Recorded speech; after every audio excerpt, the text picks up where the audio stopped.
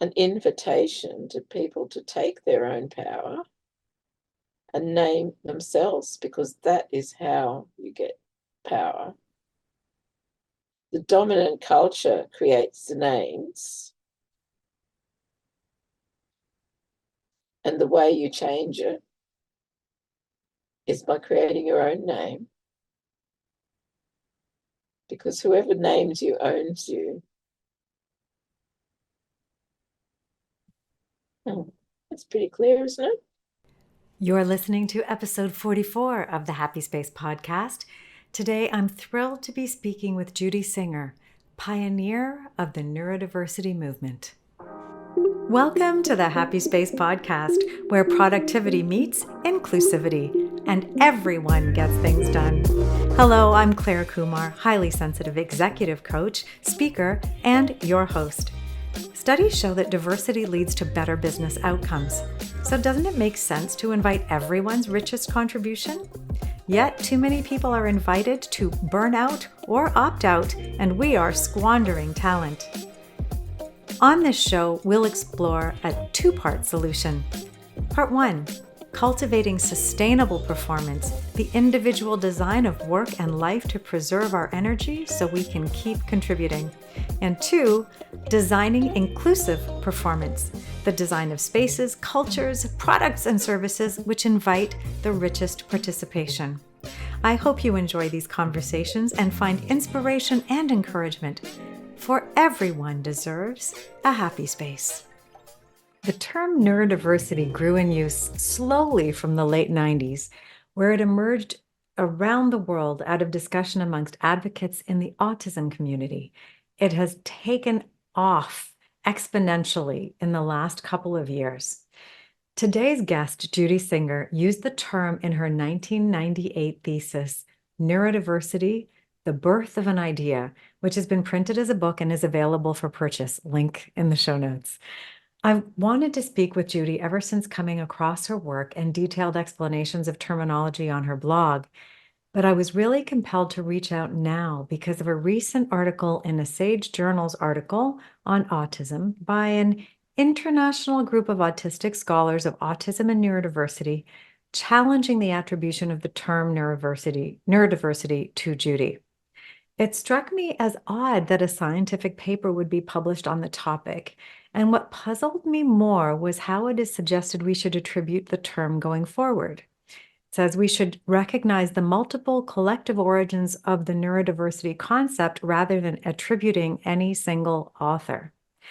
As far as what I can understand from what's been written and shared in a number of forms, is that the term neurological diversity existed, and just like I smushed words together to create my company name, Streamline Your Life, into Stream Life, Judy claims to have been the person who's recognized that neurodiversity could be combined and become the buzzword. As someone who's given several presentations about neurodiversity, quite clearly crediting Judy, I wanted to better understand this. And then I found out about another controversy. Judy Singer has found herself in a position similar to J.K. Rowling, with claims that she is transphobic. I learned that 11% of transgender individuals also identify as autistic. Some people in the community are outraged and have openly called for people to stop engaging with Judy, no more interviews, effectively canceling her. Some of Judy's comments online reveal her frustration and anger at being challenged. They don't read well. Online comments can be a difficult place to try and defend oneself. I know I have tried and failed. And I say often nuance is necessary. So I was curious to understand more about Judy, her important work, and her perspectives on the recent controversies. And this is the conversation that ensued. I don't shy away from asking tough questions. Have a listen to what Judy says about the evolution of the term neurodiversity, of autism itself, whether highly sensitive people can be considered neurodivergent, and her feelings about the use of the term woman for men who change their gender. I have done my best to invite a calm, exploratory conversation, and I hope that you find this conversation adds a positive dimension to the discourse.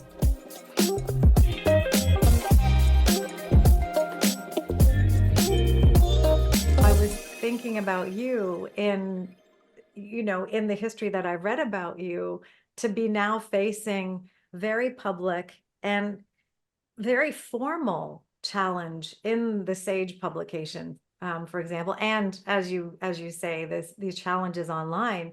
I was just feeling for what it must be like to feel like you're accused of something that you're going to tell me you didn't do, right? So let's parse this out a little bit. So, because there's sort of two controversies on the table, and I want to, first of all, I'd love to go back in time a little bit and paint me the picture of 1998 when your thesis came out, in 1997, 1996. What was going on in that world of real forward thinking about autism, about a social movement? Can you take me back to that time and your feeling of what was going on and your role in it? Okay, so let me go back to that time. So I'm in the, oh, how far back do I go? So it all goes back to, there was something about my mother. She was just not like other women that I knew. And I looked her up as soon as I was old enough, I looked her up in all the textbooks, psychiatric textbooks. She was a very difficult person. She didn't know how to talk appropriately at different levels of whether children or officialdom or anything. She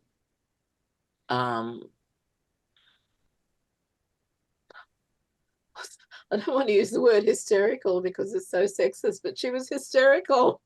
She was always Emotionally crying. reactive, very emotionally responsive. Very good. You've already made this worthwhile. She was emotionally hyper reactive. Her behavior was embarrassing. She was very abusive to my father. My father was an angel who just couldn't defend himself. So I was already put in the position of being my father's defender. So she would listen to me. She was absolutely adoring of me. I mean, really, I was her mother. That's the truth of it. I mean, she'd lost her parents in the Holocaust. She'd lost everything. She was, traumatized. Yeah. So, I've always understood all that, but it doesn't mean that she didn't make our lives hell at the time, and there was no escape for a child. Yeah. So, yeah, so then moving forward, I ended up studying sociology, and I came across this subject called disability studies. And maybe even before that, I'd read something. But anyway, the point is, when I heard about disability studies, it absolutely blew my mind because it showed how disability and its barriers are socially constructing disability. And I'm more interested in anthropology, and I've studied that as well. So I stumbled onto disability studies, and it blew my mind because it put everything into a much bigger picture, which is a picture I'm comfortable with. I don't know if you know Simon Baron-Cohen, and he's done all the work. So he said that, wrongly, and I know him now, and he's recanted. It's a long story, but we get along very well. But anyway, he's recanted all that. But he said that males had systematizing brains and went into computers and everything. And women were, who knows, nothing. I don't know what we were supposed to be. And I thought, no, I've got a systematizing mind. I systematize sociologically. And I look, I look at the big picture. Yeah. So that's what I've always done. And yeah, so I'm that's sociologically inclined, preferred anthropology, but no way I'm going to go and live out in the desert or the jungle or something. And anyway, like, anthropology is a highly critiqued discipline because of its sort of semi-colonialist nature. So I stuck with sociology. But I'm really interested in how different cultures do things differently, which is where we come back to the fact that some cultures have got 8 genders and they all have their own names. And my whole work is about, naming, because if you haven't got the right name for something, you can't get it right. Yeah. And so now, which, takes me somewhere else, which is that when people hijack neurodiversity to mean neurological disability, then there's a gap left. So what's going to fill that gap? No, neurodiversity doesn't mean disability. Back in 1998, because I want to give you a little bit of an opportunity here to paint the picture about what was going on. The assertion right now is that there's a group of autism scholars and people active in the community who all came up with this concept of neurological diversity.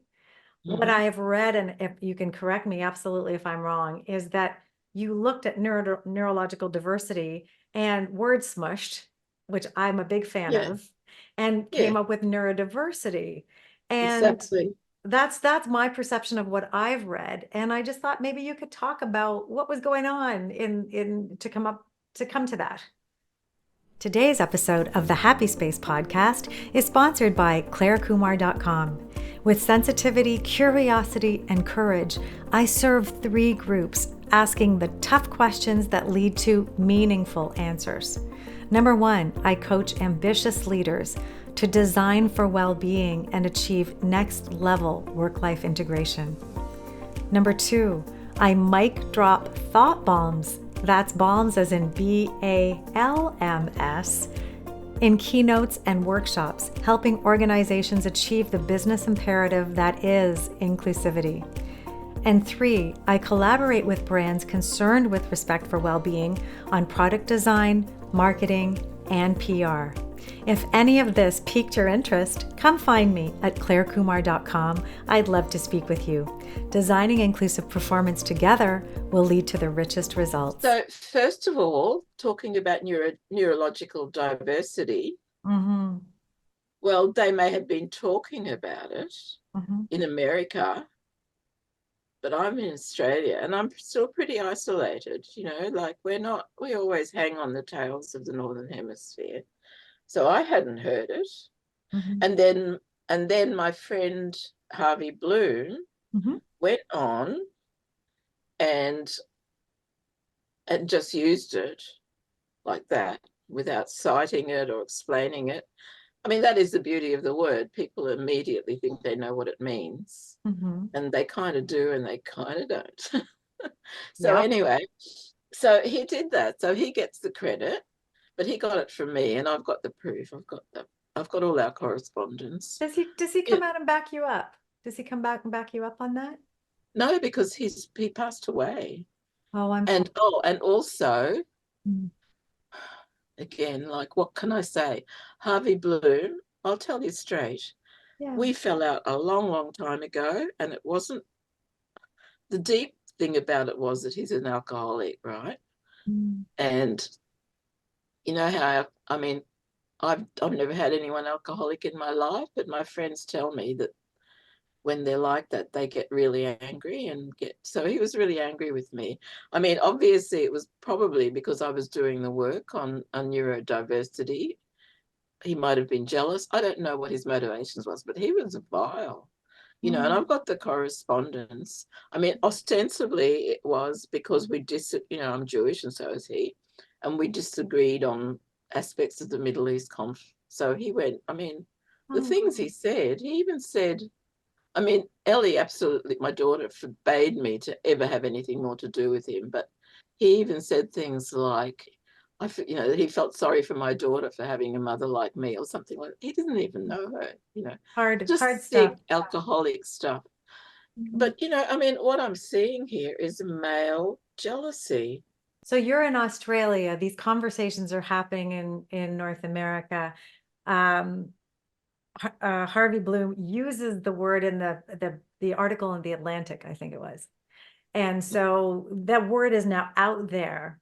What do you think is prompting this, 2024, so many years later, the article in Sage to say, and I wasn't clear what the direction was practically for people to refer to, because it's saying, this feeling that I got when I read articles about what's happening is there's a feeling like they want to say the term was not coined by Judy Singer. It was created by a group of people.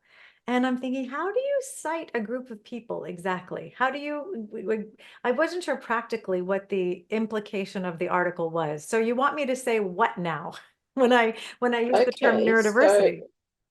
so neurological diversity Mhm. is not a thing you can coin. It's Mhm. in the, I mean, people talk about, I mean, to me, it's so unjust. It's a word phrase. It's not Mhm. something you coin. Mhm. And my thesis, and here's the original, actually, come to think of it. This is my thesis. Can you see it? I can. And it just says it's subtitled Personal Exploration of a New Social Movement Based on Neurological Diversity. And these people have not read my work because I'm very meticulous and I believe I'm very principled. And here's what I wrote. Basically, I really should, I don't want to mess this thing up by putting things in it, but I wrote that I wrote that the concept was in the zeitgeist. Mhm. I didn't claim it, Mhm. but Mhm. I do claim creating the buzzword. And I don't think it's such a big deal. I never expected anyone to make a fetish out of it like they have. Mhm.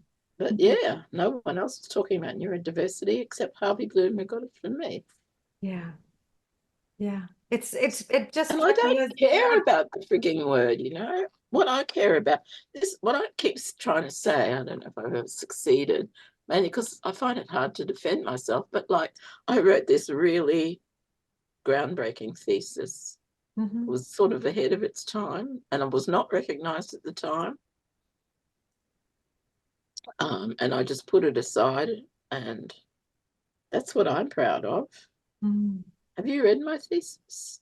I've read parts of it. I haven't read the whole thing, but Yeah. I think it was And my book. groundbreaking because what I understand about it was connecting the need for this movement Mm, to be in support of a group of people that are being marginalized because of being exactly. misunderstood. So the term and the movement helps elevate consciousness and awareness Mm, about a group of people mm, that need to be better understood. yeah. It's a banner term Mhm. because we need language. Without language, it's just a mess of anxiety. Well, and this is And what I I wanted provide, to, yeah, definitely want to talk about why you said I'm naming things is really important. So let's talk about why that's important to you to have this banner term.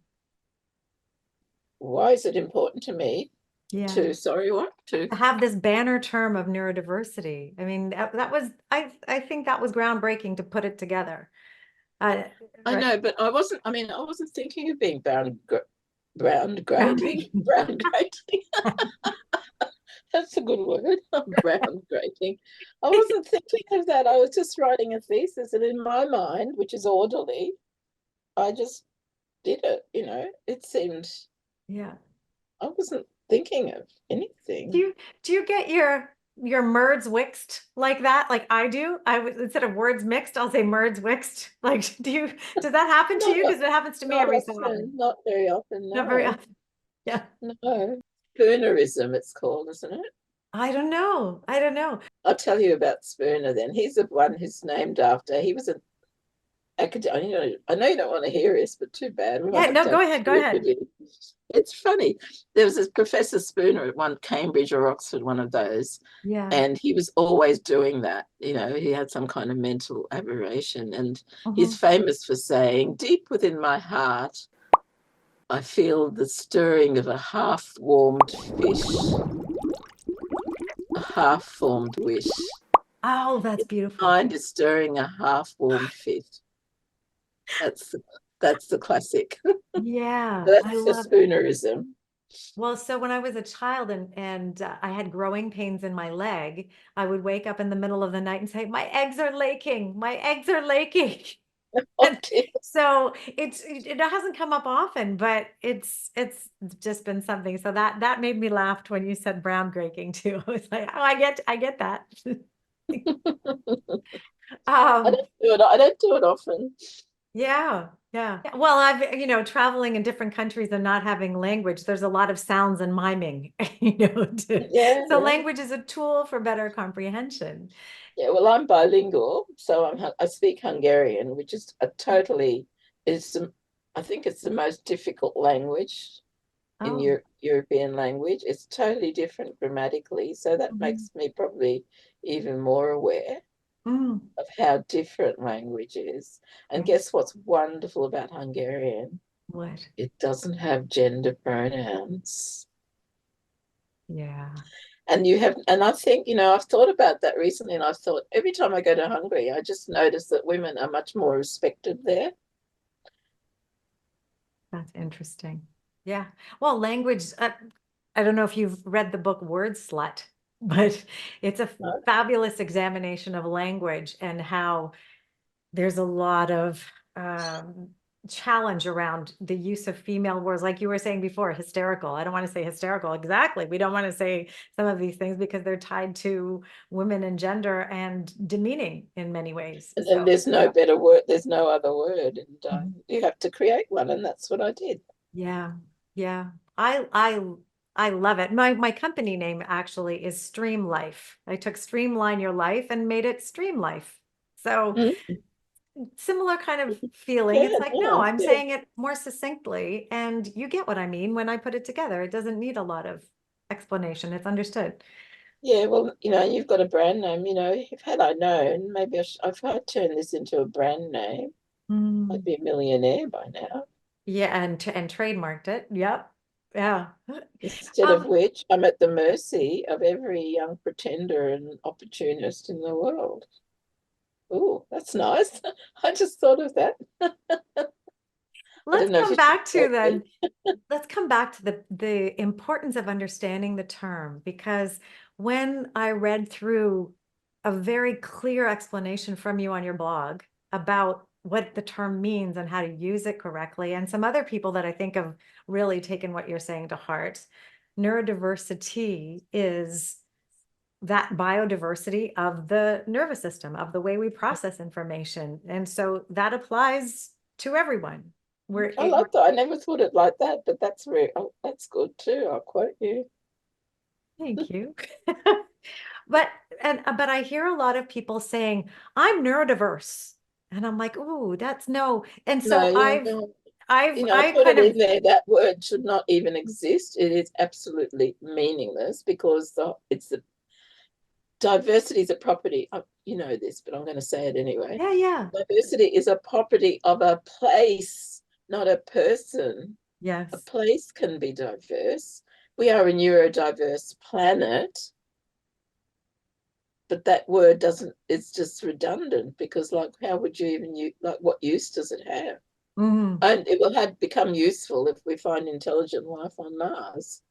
We're a neurodiverse planet, but they're all clones, or I don't know, whatever. I work with corporations and I'm looking to bridge the understanding of neurodiversity and what it means. And I like to think of neurodiverse employees. So that there's a difference. Neurodivergent is the word there we're using. Neurodivergent. Well, Yeah. is it? But I'm talking about the entire population. So No, not, you could talk about a neurodiverse workplace, not yes. neurodiverse employees. Okay. And when I say neurodiverse, it is redundant because, of course, it's neurodiverse because no people. But what you can say is a neurodiversity friendly workplace. In other words, it understands the neurodiverse. So Yeah. use that, but means they understand the value of neurodiversity, the value of different way. Well, you can expand on Yeah, it. of different ways of thinking, processing to make some room for that. Yes, and the other thing I keep saying, but not often enough, and anyway, like I haven't even got the time to keep saying everything, is neurodiversity does not mean everything that humans are inherently good. I mean, that is the kind of underpinning Mhm. thought that I'm just neurodiverse and I'm inherently good. Now, I'm not saying that's the conscious thing. I mean, people will admit, yeah, I don't like this about myself, or I don't like that about myself. But when they say and this is the biggest no-no, and scholars do it, they've taken over it makes me ill. They say it's normal and natural. I mean, first of all, we're part of, it's redundant. We're part of nature, so everything we do is natural. So, Mm-hmm. like, but what they mean by natural and normal is benign, and Mm, nature is not benign. mm. Saying something is natural, I mean, just look at world history for fuck's sake. Yeah. Yeah. No, And I've had third as for degree. normal, well, Yeah. normal is an absolute sociological no-no. I mean, it's a it's a culturally it's a cultural construct that varies everywhere. Yeah, fully agree. Fully agree. I remember I to your point of natural being assumed to be benign. I had a product that I used as a sunscreen, and You it had a ended so I used it as a sunscreen, this product, and it gave me photosensitive contact dermatitis, which gave me third degree burns on my arm because I'd put this it's thing natural. on and then I'd be in the sun and it would actually burn my skin. It was all plant-based. So yeah, natural doesn't Yeah, mean it's going to be friendly. So I know. It's like it's what was that? The natural health movement or the organic health? I mean, it's such a load of crap. I mean, everything is poisonous depending on how much you take of it. yeah, even If you water. That's drink right. your weight in water, you'll die. That's right. That's right. People So have yeah, so died you on carrot juice from what vitamin A overdose. Oh, wow. Yeah. So the importance of language is clear. I think it's important to talk about. I've been having conversations with other people in the discussions about neurodiversity, and they are, oh, I don't care about the language. I'm just happy that we're talking about it. Is there anything you'd say about that? Should we be taking more care to protect what the word means, or is Well, it beyond that now? if if you want to talk about it, you've got to have in language. Yeah. Yeah. I mean, like, what would you be talking about? If I hadn't said that, you would be talking about, I don't know, or you have to list all the different things. And I mean, Yeah. I'm talking about pulling together. It's the name of a movement. Yeah. Pulling together all these different movements of ADHD and autism and the disses and Tourette's mainly. Yeah. I mean, these are the ones where I'm going to use, I cannot use that word. I'm going to use these are, are syndromes in which people are able to advocate for themselves. So they've got the skills to advocate for themselves. Hmm. It's a very good way of putting it. All these groups that were already self-advocating, it was Hmm. bringing together what they had in common. Hmm. And what they have in common is our society's beliefs and culture, Yeah. which is not to say that some things, again, disabling is a word that can't be used because of its cultural meaning. But if you would like to be able to do something but you can't do it, that's to me is disabling. Yeah. But it's not what society defines. I'm wondering where the trait of high sensitivity that Elaine Aron really brought to the forefront in 1996 in her work, how do you feel that fits into neurodivergency? As I have thoughts and I'm really High curious what you think. sensitivity. Well, I'm not I'm not a psychologist. I'm not a medical person. I'm looking at why do certain things arise at Hmm. certain times in culture, in society. Why Hmm. did, that's my thesis. Why did this particular way of looking at some humans arise at this era of postmodernism? Yeah. Okay, so why has this become a thing? I know that I've always called myself intuitive. I know what people want and need and think. I mean, what I don't know is how to give it to them, how to communicate that. So I Mm. often look like I'm unsensitive, whatever. I'm actually incredibly sensitive to other people's feelings, and particularly when I was a kid, I would rather be hurt myself than hurt someone else. There's a model of different elements to the trait, sensitivity to stimulation and overstimulation kind of go there. And I think I'm looking at Janara Narenberg's work, Divergent Mind, and really through lots of different neurodivergent ways of being, I'm seeing sensitivity as a kind of a through line through a lot of the different ways of being. And so when I look at high sensitivity, there's no diagnosis because it's considered normal if atypical. And just because it's atypical, I think, well, atypical, that fits in a divergent way of being. So therefore, it should be considered in neurodivergency. And that's how I've interpreted it. Yeah. But, you know, the other thing I'm always saying is that the reason we have all these labels, they all overlap, right? A lot of them overlap. Yeah. So why do we have all these discrete labels for humanity in which no two people are exactly alike? And there's always going to be these overlaps. Well, why? Why do you think? Why do we have these labels? I won't put you on the spot. I'll tell you my idea. It's all an artifact of the welfare system. If you want supports, you have to be certified that you're part of the,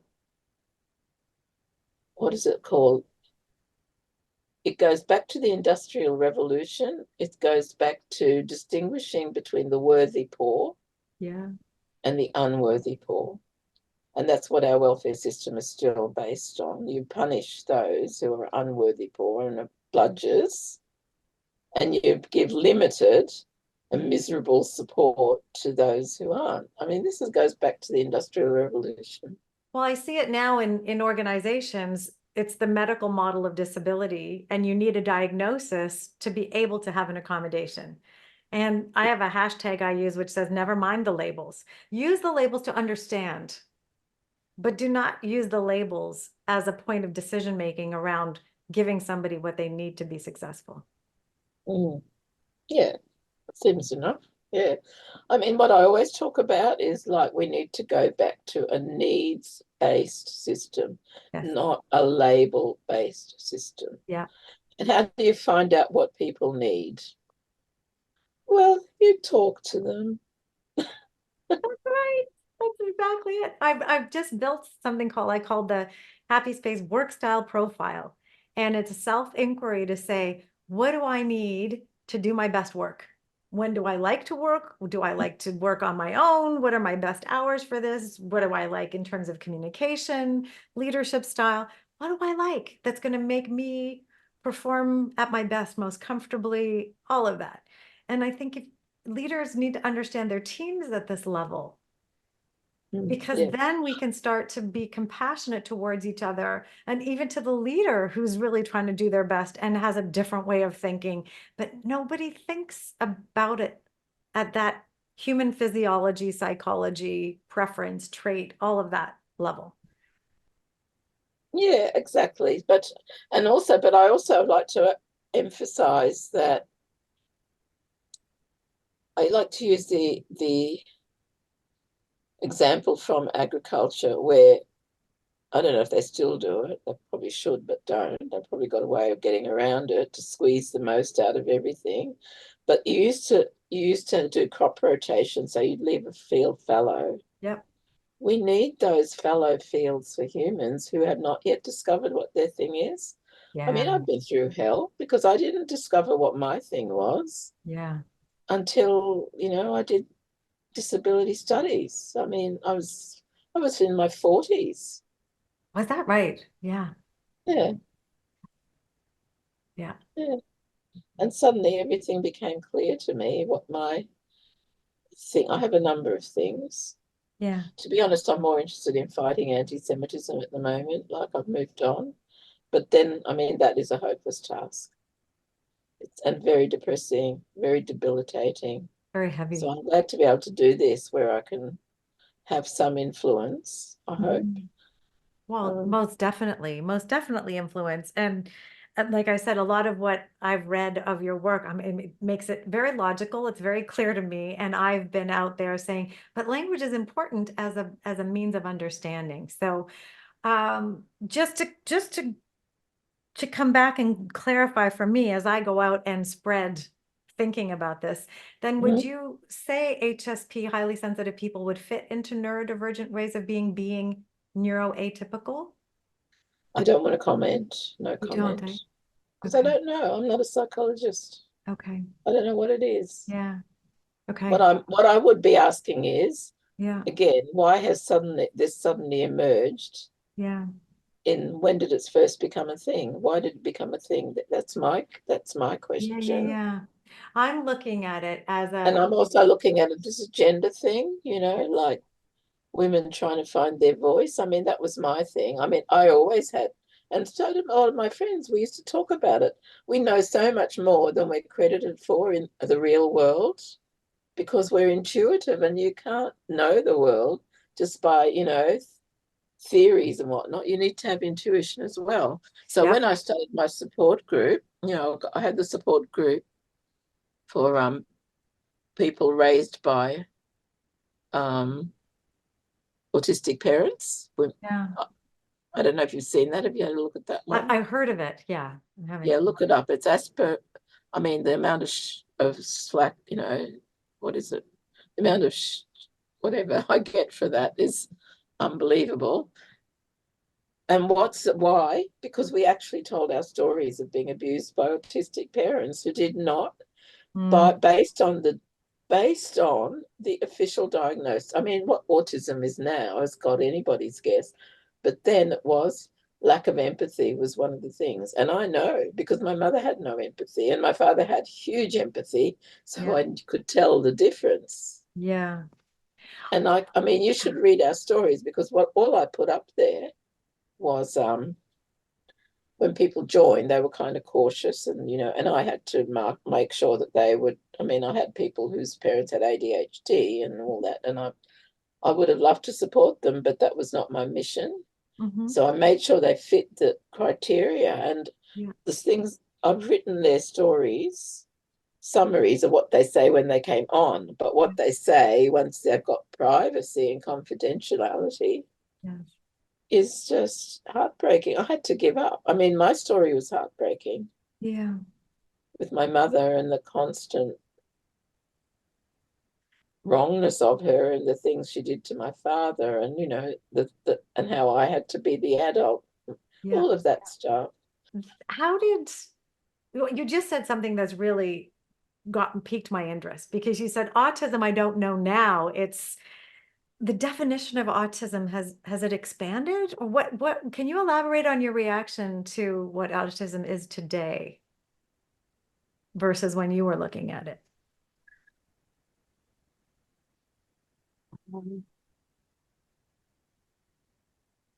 Well, because of the discourse on social media by people Mhm. who are autistic, you'd be forgiven for thinking that autism is everything that they happen to like about themselves, that they feel oppressed for. Mm. Now, what the official definition is, I don't know. I mean, I think it's still the DSM-5, which is quite specific. And now they've gone into levels. Now, my idea of it was I always had levels in my mind. I thought my definitions were not clinical, because it was it was neurotypical, whatever. Next level, geek.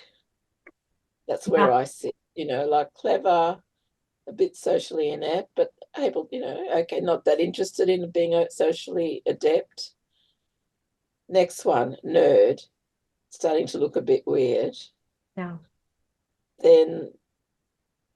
Then comes Asperger's syndrome, which again, disaster when they rolled it into autism.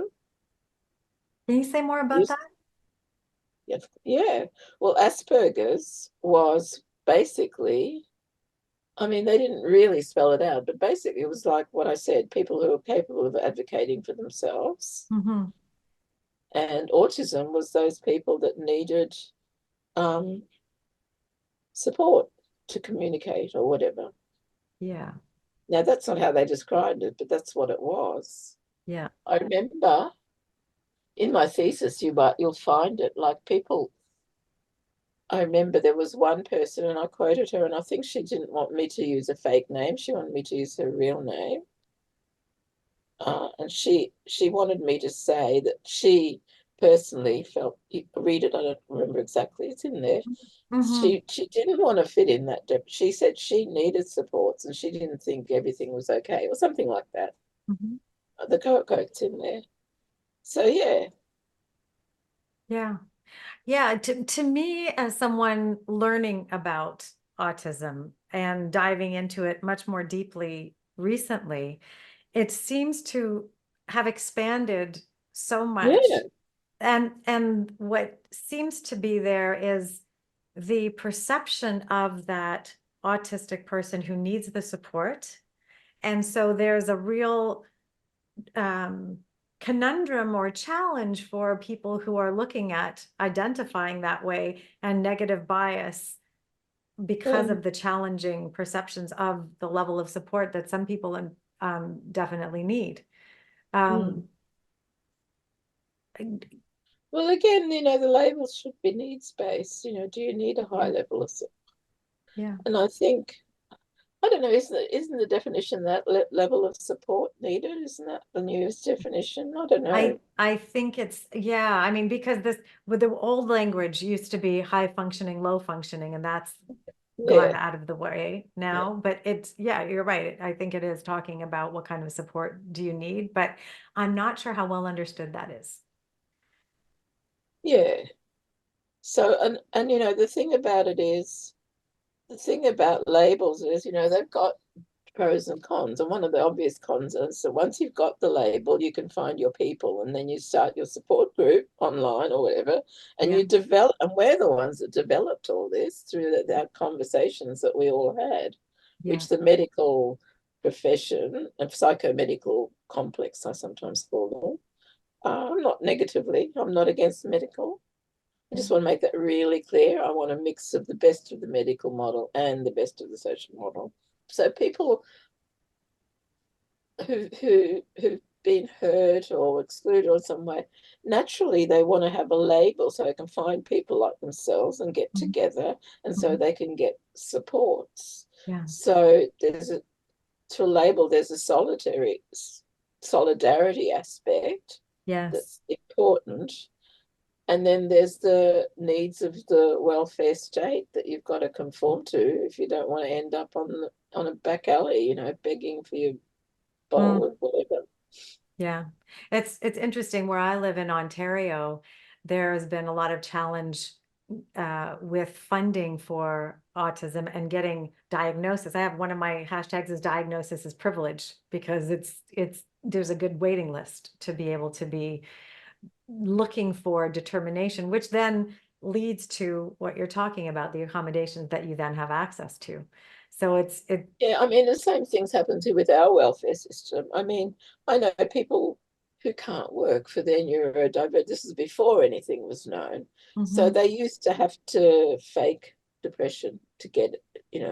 And mhm. then you fake depression, and before you know it, you believe it and you really are depressed. I mean, it's really I mean, I'm talking about one person, admittedly, but that's exactly what happened with her. Yeah, She couldn't work. yeah, She was neurodivergent. yeah. Obviously, this was before I even thought about this topic, Mhm. and she couldn't work, and she had to get a disability pension, so she faked it. Yeah. I want to come back to the whole topic we almost started with before we started recording.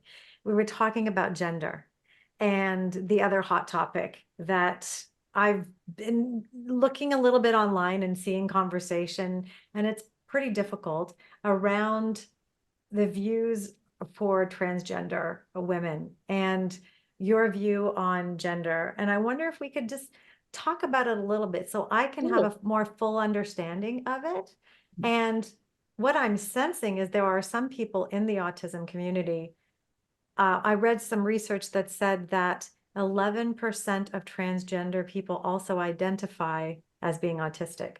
So that Yeah. that was news to me. I was like, wow, that's fascinating. Well, so as I said at the beginning, I did it very clumsily, and I didn't say that this is an anthropological view, not looking at cross-culturally at other cultures Mm-hmm. that have more than two genders anyway, a lot of them, but they all have their names. And for me, naming is important. You Mm-hmm. can't, so for me, a male, I'm going to say, if you've got a penis, Yeah. you can't just up and decide one day that you're a woman, because that word is reserved already. If you want to be all you'll do is create controversy. And mostly, I mean, I'm quite confident that you'll get the majority of people who are conservative turning against you anyway. You need to create your own name. That's what I'm saying. Well, that's what I wanted to say. Because you're not a woman. What now? And I'm looking at the definition of who Indigenous culture. I don't know where it is, but in Australia, one of the definitions is you are Indigenous. Let's see. I'll have to look that one up. But basically, it says you can call yourself Indigenous if you have, Indigenous background, obviously, characteristics, or if you are basically, if you are accepted by the Indigenous community as being one of them. So it's not like you can just up and decide you're that. And in fact, and some people do, we've had a few cases where people have decided to call themselves Black, or here in Australia, Indigenous, and there's been a lot of pushback. So you've got to be accepted. Now, and the same thing as far as I'm concerned, is this, or not as far as I'm concerned, but I would think it should be the same for whoever wants to call themselves a woman. Are you accepted by the majority of women? I don't think so. I think what is interesting as well, because it then translates to design, right? And how the construct of the way our world is set up is there's men's bathrooms and there's women's bathrooms. And we're starting to get into, doesn't matter how you identify, here's a bathroom. But we're not there yet. We need 3 bathrooms. That's what we need. Yeah, it is. It's absolutely about it's culture, it's architecture, it's everything. Yeah. So how uncomfortable is it for someone who's in that situation of not being comfortable with the gender that they were born into and wanting to be this other, to find no place? So what did somebody who's in that situation, what did they do when there is no place? Well, I'll tell you what I did, and this may sound really arrogant. I didn't find my place, so I created a place and I gave it a name. Mm-hmm. And that's what you've got to do. You need someone who's going to do it. So But you basically, I'm not going to go and try everywhere and go and pretend that I'm neurotypical when I'm applying for a job, because I won't get the job anyway. Naming yourself is everything. Yeah, I'm hearing an invitation to think about what can it look like so that there is broad acceptance, yeah, and understanding. I'm getting the sense, though, that there's a real resistance from some people who want to be considered as women and take this invitation as judgment, restriction. I've seen the word bigot, I've seen racist, I've seen very, very strong language in resistance to saying that person cannot be considered as a woman. And so I think we're at a difficult place where there isn't really an option. There isn't really an option that exists. there is an option. There is claiming what you really are. Women have fought hard for women's places. Men and women are not the same, whether, we've had that debate a million times, but men tend to be more aggressive. No, they have to come up with their own name. They are not women. Now, I'm not talking about intersex. That's a whole other story. I'm talking about people with a penis, straight as that. Well, intersex people, what happens there? They probably feel like they have no place that's clearly Well, they signposted don't to them. have one, but what are they fighting for? Why aren't they fighting for their own space? Or they should be. How do you get social change? Not by whinging about wanting to be something else. Yes, I could go and whinge about not being upper class. I demand to be an aristocrat, like, and be rich. No, you'll fight for your people.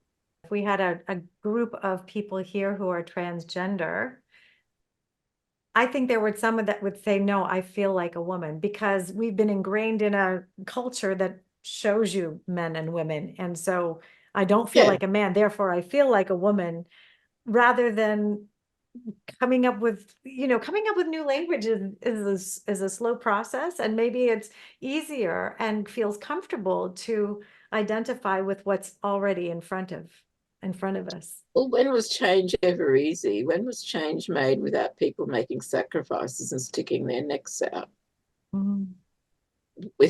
When does change happen without martyrs and all the rest of it? Like, what's the point of clinging on to? It's kind of like, well, look at the black and white struggles. I haven't thought this through. It might not be, but what white black people could have said, I want to be defined as white. You know what I mean? Am I saying something meaningful? I don't know. I think I am. No, they fought for the rights of black people to be black people. Mhm.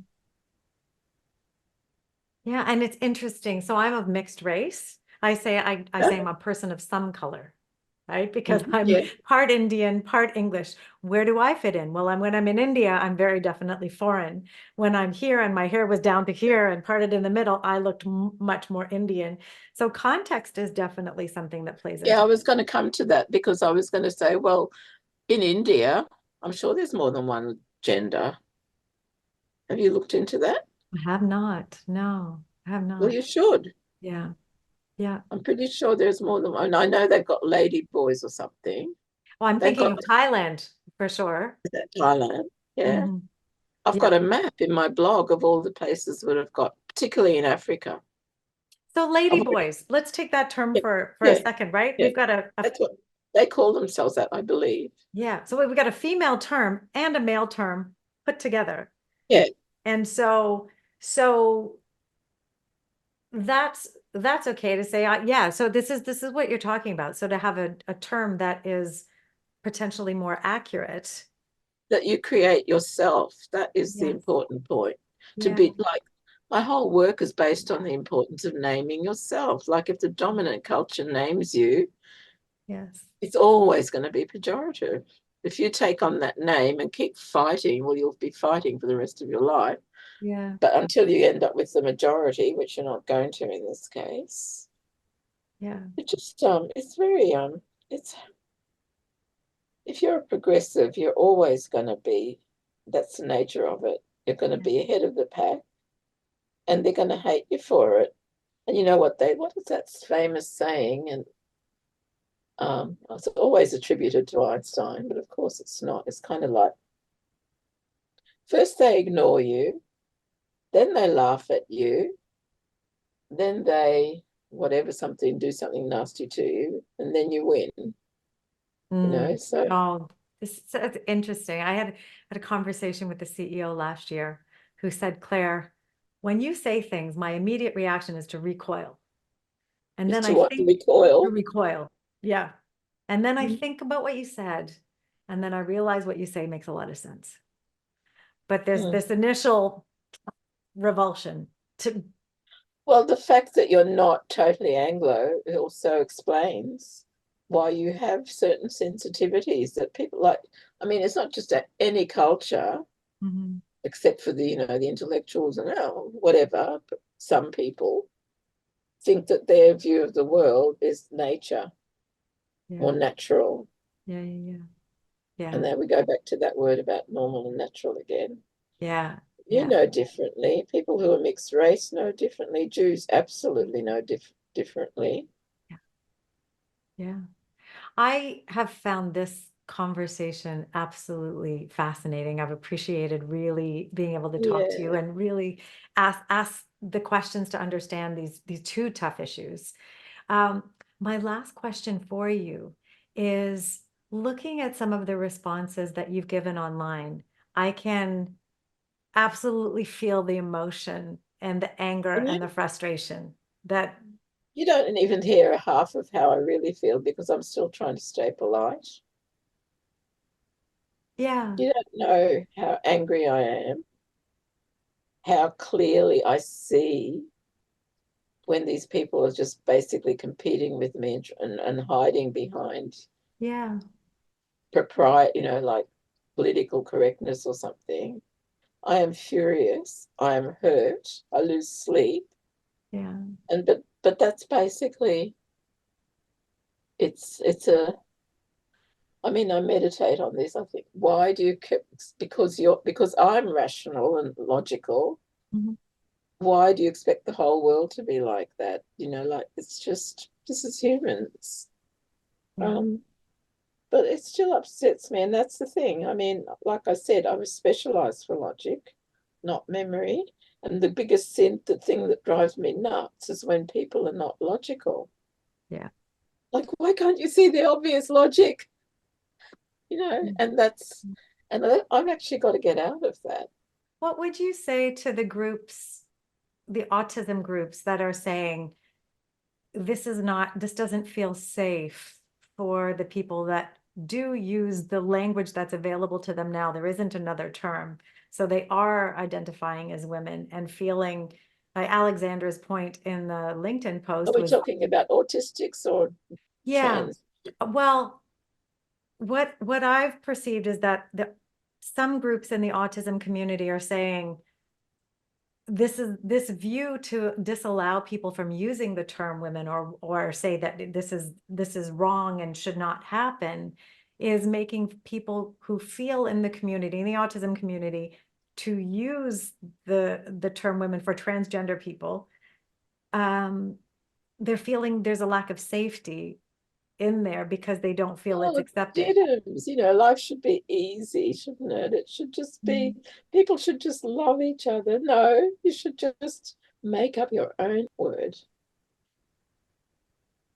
Simple. Thank you But so don't much for quote this me. conversation. Let Thank me you put so it much. into words that are polite. Mm. I think it's quite simply the word woman is taken. You can never be powerful by trying to. There's a Hungarian word for it, and I don't know. There's not an English word. What do you call that word where you shackle trains together? So there's the engine, and then the train is Are they attached. hinged or there's some that for that join? Yeah, well, in Hungarian, there is a word for it, Yeah, and there isn't in English, I don't think. It's kind of like you can't just attach yourself to this train and be the engine. You're right, only right. be your own engine. Yeah, yeah. So there's really an invitation. There's a powerful invitation there to think about it and claim it. Yeah, I It's suppose, that maybe I should, if you put it that way, I think it's helpful that maybe what I should be putting out there or I do suggest an invitation to people to take their own power and name themselves, because that is how you get power. yeah, The dominant culture creates the names, and the way you change it is by creating your own name, because whoever names you owns you. Oh, that's pretty clear, isn't it? pretty clear. And I think you're onto something in terms of having people understand where you're coming from in a different way. Because I think they're Yes, feeling a no rather than an invitation right now. you put it very well. The thing about it is that for me, it's been so distressing that I haven't even been able to find the energy to defend myself and put Yeah. all this Yeah. down. Well, one of the things, and you've been in it for so long, it takes a lot of energy to be at that forefront, to be knocking your head against a wall. I talked to Tom Peters. Do you know Tom Peters at all? Who? Tom What? Peters. So he's about 80-ish years old. He's written over 20 business books in search of excellence, maybe in the 80s. What's So his, just spell it? Tom Peters, Peters. I haven't heard of him. So I interviewed him. He was a forefront leading thinker in business.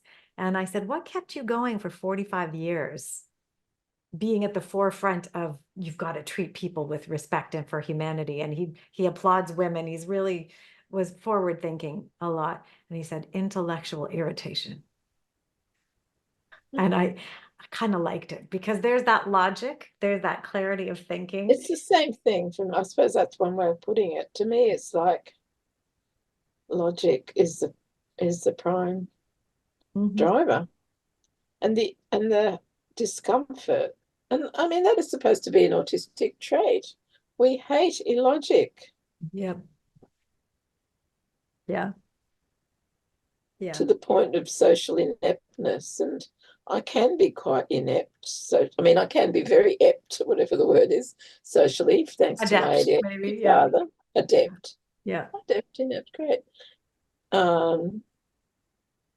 But when people are illogical, I just can't bear it. Yeah. Yeah. Well, I am very appreciative of the time that we've had together. I've enjoyed it immensely. Me Thank too. you. And I hope we catch up some. We were in Toronto. I'm in Toronto. Yeah. All right. Lovely to talk to you. Let you go. Thank you for everything. Really appreciated it. It's great. You. Me too. Bye. Thanks so much. Okay. Bye. Bye. You can find all of the Happy Space podcast episodes over at happyspacepod.com. I love learning what resonates with you, so please leave a comment about this episode over social media, or even better, post a review wherever you tune in. And if you have an idea for a topic to explore or an inclusive action to celebrate, I would love to know more about it. It might even appear in an upcoming episode or an issue of the Happy Space newsletter. Please help me spread the word about people doing great things. After all, doesn't everyone deserve a happy space?